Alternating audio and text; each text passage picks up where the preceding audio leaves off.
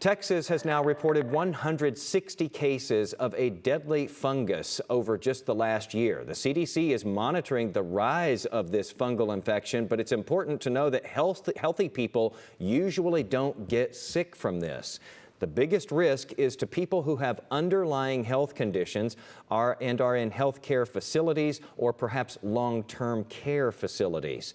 This is a serious issue, so joining us this afternoon to talk more about this is Dr. Philip Wong, the Director of Dallas County Health and Human Services. Dr. Wong, thanks so much for being here with us. Thank you. Can we start off by pronouncing it? I've heard this both ways, Candida or Candida auris. How do you pronounce this?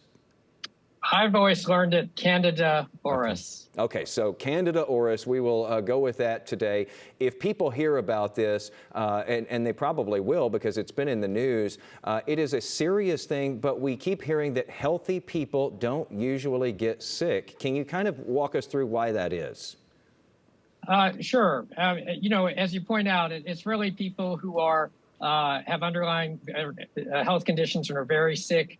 You know, they might have invasive sort of medical devices, catheters or things, and have been, you know, in healthcare facilities for long periods of time or frequently in those settings. Those are the situations where people really are most at risk. How big of a threat is something like this, though, Dr. Wong? When we talk about healthy people usually not getting sick, I mean, that's a great thing if you're healthy, but I suppose that the downside to that is you could have this and not know it and be around someone who is much more vulnerable. Is that an issue? You know, again, I think the biggest risk is for people who are in those high-risk settings in hospitals, nursing homes. It can be carried on, you know, person's skin without causing infection and can be spread to others. But then those that, again, that are most vulnerable to the serious infections and severe complications and death are those that are, you know, that have underlying illnesses and are very sick. In the healthcare community right now, how big of a priority would you say this is?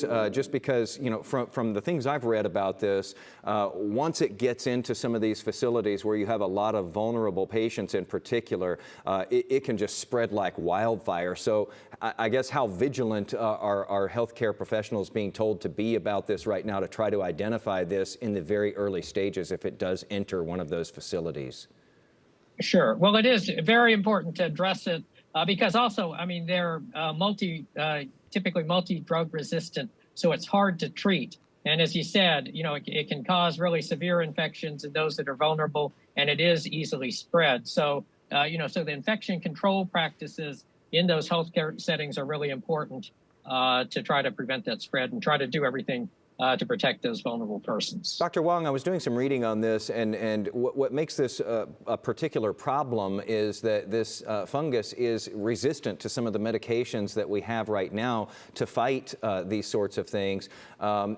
Does this help to sort of jumpstart that effort to start finding new treatments and looking for new treatments, especially as you have something like this that is spreading in different parts of the country and doesn't have a great medicine in place, perhaps, that might be able to stop it in its tracks?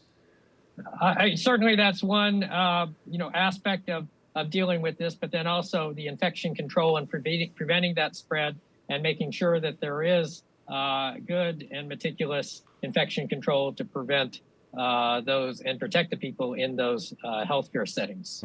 But a good takeaway here, as Dr. Wong saying here, that this doesn't typically affect most healthy people. And again, those populations that are more at risk, like in nursing homes and so forth, are certainly much more vulnerable to this.